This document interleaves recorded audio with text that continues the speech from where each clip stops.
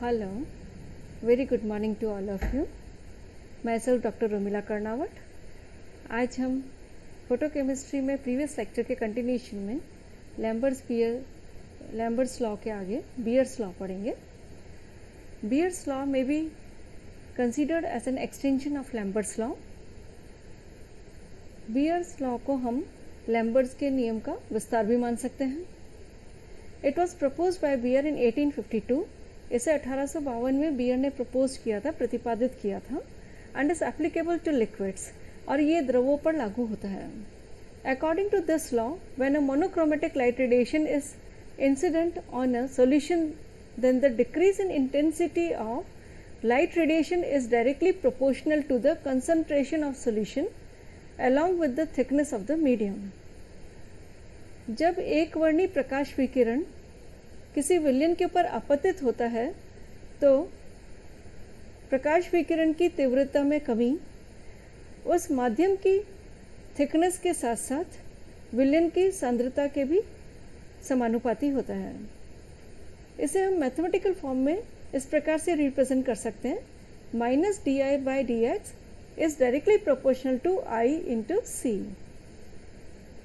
Minus d I by d x is directly proportional to I तक तो हमने Lambert's law में देखा ही था.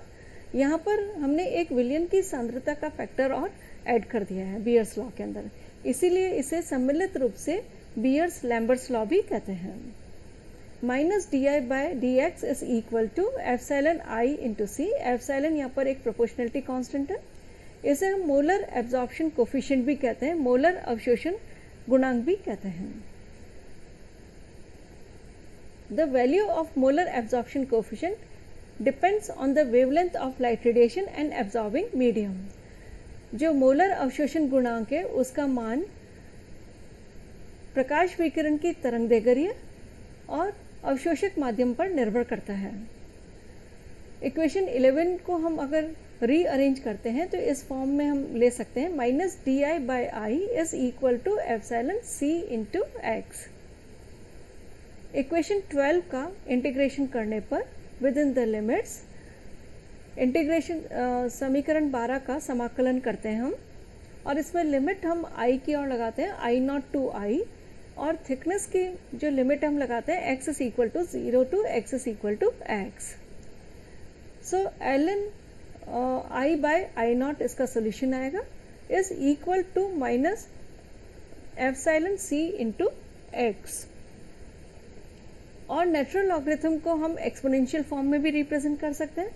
सो इक्वेशन नंबर 14 को हम एक्सपोनेंशियल फॉर्म में इस प्रकार से लिख सकते हैं. I by I naught is equal to e to the power minus epsilon into c into x, और I is equal to I naught e to the power minus epsilon c into x. Thus, the intensity of light radiation, it decreases exponentially with the thickness and the concentration of the solution. इस प्रकार प्रकाश विकिरण की तीव्रता माध्यम की thickness, मोटाई तथा विलयन की सांद्रता के साथ साथ एक्सपोनेंशियल फॉर्म में डिक्रीज होती है. इक्वेशन नंबर 2 में हमने I A is equal to I naught minus I देखा था. यहाँ पर आई की वैल्यू हम इक्वेशन नंबर 15 से सब्स्टिट्यूट कर देते हैं, तो आई नॉट को कॉमन निकालने पर 1 minus e to the power epsilon c into x. Equation number 14 के अंदर नेचुरल लॉगरिथम जो था उसको हमने लॉग बेस 10 के अंदर कन्वर्ट कर सकते हैं. सो 2.303 into log base 10 in spite of L हमने लिखा है. I by I naught is equal to minus epsilon C into x. So to get a new constant epsilon prime, हम इस टाइप से भी लिख सकते हैं minus epsilon divided by 2.303 into Cx. So here epsilon prime is known as molar extinction coefficient और molar absorptivity of absorbing medium. epsilon prime को हम यहाँ पर मोलर विलोप गुणांक या मोलर अवशोषक माध्यम की कहते हैं. इक्वेशन नंबर 10 लैम्बर्ट्स लॉ के अंदर हमने देखा था कि absorbance is equal to log of I naught by I. So from equation number 17 and 10 we may write कि that would be equal to epsilon c into x. So if log of I by I naught को यदि हम 1 मान लें और C जो सांद्रता है उसको भी अगर हम 1 मोलर ले लें, तो उस स्थिति के अंदर हम एप्सिलॉन प्राइम को डिफाइन कर सकते हैं, मोलर एक्सटेंशन कोफिशिएंट को हम डिफाइन कर सकते हैं। Log of I naught by I is equal to 1 और I naught by I is equal to 10 और I is equal to 1 by 10 I naught. If C is equal to 1 molar concentration, then from this equation we may write epsilon prime is equal to 1 by x। अर्थात यदि प्रकाश विकिरण की तीव्रता उसकी मूल तीव्रता से 1 बाय 10 भाग कम हो जाए और सांद्रता 1 मोलर हो विलयन की, उस स्थिति के अंदर मोलर विलोप गुणांक उस माध्यम की थिकनेस के व्युत्क्रम के बराबर होता है। If the intensity of light radiation decreases by 1/10 of its original intensity, then the molar extinction coefficient is equal to the inverse of the thickness of the medium। हम ये जानते हैं कि A is equal to log I naught by I, इसको हम इस प्रकार से भी पारगम्यता की फॉर्म में भी लिख सकते हैं कि minus log of T, because T is equal to I by I not. So we put here negative sign is equal to epsilon C prime C into x, और T may be written as 10 raised to power minus a और 10 raised to power minus epsilon C prime x। यहाँ पर a की value हमने इस equation से substitute कर दी है।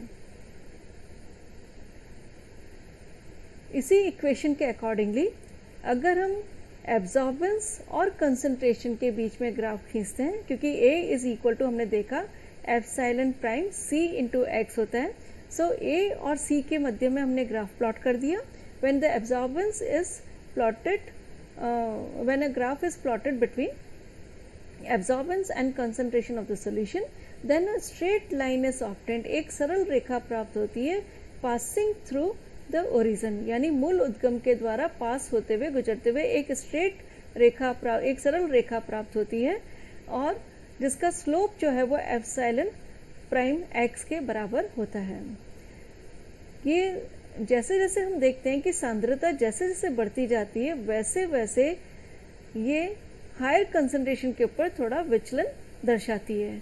इसका तात्पर्य ये हुआ कि बियर्स लैम्बर्ट्स लॉ जो विलयन की उच्च सांद्रता है उसके ऊपर विचलन दर्शाते हैं। इस प्रकार हम बियर्स लैम्बर्ट्स लॉ का एक्सपेरिमेंटल वेरिफिकेशन भी कर सकते हैं, प्रायोगिक रूप से इसको सत्यापित भी कर सकते हैं। Limitation of Beer's Lambert's law, Beer Lambert's law की सीमाएं। First, incident light radiation should be monochromatic, जो आपतित प्रकाश विकिरण है वो एक वर्णी होनी चाहिए। It is obeyed by dilute solution only, ये तनु विलयन के द्वारा ही इस नियम का पालन किया जाता है। The deviation is seen at higher concentration, जैसा कि हमने यहाँ पर देखा कि उच्च सांद्रता पर यह विचलन दर्शाता है। तनु विलयन के लिए ये एक सरल रेखा दर्शाता है, लेकिन उच्च सांद्रता के ऊपर इसमें डेविएशंस देखे जा सकते हैं, क्योंकि जो एब्जॉर्प्शन ऑफ लाइट रेडिएशन है it is influence due to interionic interaction, क्योंकि जो एब्जॉर्प्शन है प्रकाश विकिरण का जो अवशोषण है वो अंतरा आयनिक अंतःक्रिया के कारण प्रभावित हो जाता है।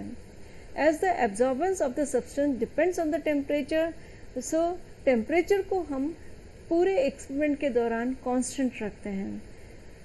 And if it exhibits bathochromic shift on absorption band due to increase in temperature, जैसे जैसे ताप में वृद्धि होती है तो ये पैथोक्रोमिक शिफ्ट को दर्शाता है।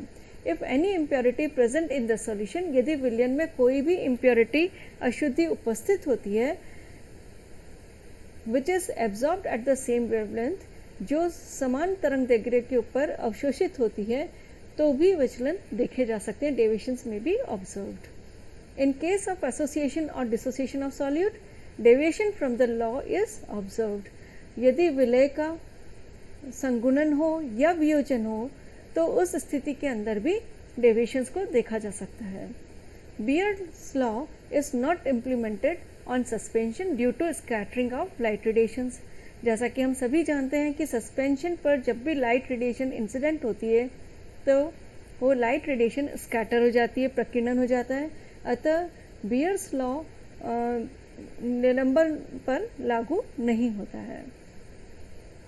The substance in the gaseous state follows Beer's law but not Lambert's law.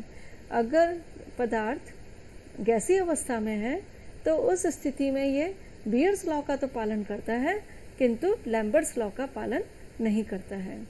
इस प्रकार हमने देखा कि बियर्स लैम्बर्ट्स लॉ क्या हैं, उनके हमने डेरिवेशंस देखे, उनका हमने एक्सपेरिमेंटल वेरिफिकेशन देखा, उनकी हमने लिमिटेशंस देखी। बहुत एक इम्पॉर्टेंट क्वेश्चन हम एग्ज़ाम का कवर कर सकते हैं जिसमें पूछा जाता है कि डिफाइन या what is state Beer's Lambert's law, how is it experimentally verified and what are its limitations. Beer's Lambert's नियम क्या है, इसको डिराइव करिए, इसका प्रायोगिक रूप से सत्यापन किस प्रकार कर सकते हैं, इसकी सीमाएं क्या हैं। तो हम नेक्स्ट क्लास में लॉज ऑफ फोटोकेमिस्ट्री के बारे में पढ़ेंगे। Thank you.